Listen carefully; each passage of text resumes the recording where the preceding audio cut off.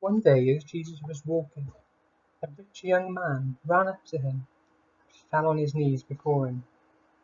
Kneeling down, the rich man asked Jesus, "Good teacher, what must I do to have life that lasts forever?"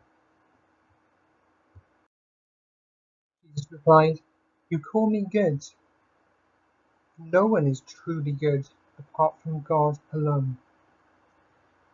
You need to keep the commands, the rules that God has given us." "Which commands?" the man asked. Which rules must I keep?" Jesus replied, "You must not murder, you must not steal, you must not lie or trick other people, you must honor and respect your father and mother, and you must love and care for other people, your neighbor, as you love and care for yourself." "But I have kept all of these rules," the young man said. "What more must I do?" Jesus answered, "If you want to have life that lasts forever, go, sell everything you own and give to the poor. And then, instead of having treasure here on earth, you'll have treasure in heaven. When you have done that, come and follow me." When he heard this, the young man's face dropped. He was sad, incredibly sad. And he left. He went away sad, because he was very rich. And he loved all that he owned. He loved everything that he had. He didn't want to give it up. The things that he had and the things that he owned meant more to him than having this life that lasts forever. When the man left, Jesus turned to his disciples, his closest friends. He told them, "It's incredibly difficult for someone like this to enter into the kingdom of heaven. Incredibly difficult. But even though it might not be possible with people, nothing is impossible with God. With God, anything is possible. God can do anything." Now, we can learn an awful lot from this rich young man that Jesus speaks to. The first thing we can learn is how not to get this life that lasts forever, how not to receive it.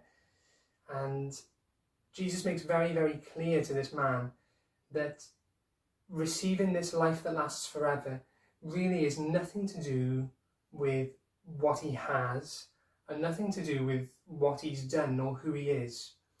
In short, it's nothing really to do with us. There's nothing that you or I can do that would be good enough for us to receive this life that lasts forever. There's nothing that you or I have that's good enough to receive this life that lasts forever. So, how not to receive life that lasts forever? Rely on us, rely on what we do, and rely on what we have. Why? Well, because it's not going to be enough. It doesn't matter how many things we have or how many nice things we have, how rich we are like this man. It's not going to be enough. It doesn't matter how many good things we've done or how good the things we've done are. We might have done wonderful things, and that's good. We might try to do good things every day, and that's good. But on its own, that just is not enough for us to receive this life that lasts forever. God is perfect, and nothing we do is going to be good enough to reach that level, that perfect standard. So receiving this life that lasts forever is not based on what we have or what we do, because what we have and what we do or the person we are is never going to be enough for us to receive this life that lasts forever. How does Jesus say in this story and to this man that he can receive this life that lasts forever? By following him. Instead of trusting in what we have or what we do or who we are, we need to trust in him and trust in who he is. That's the Lord Jesus. Trust in what he's done for us and leave those things, the things that we do and the things that we have, and instead put our gaze on him, put our eyes on him, and follow him.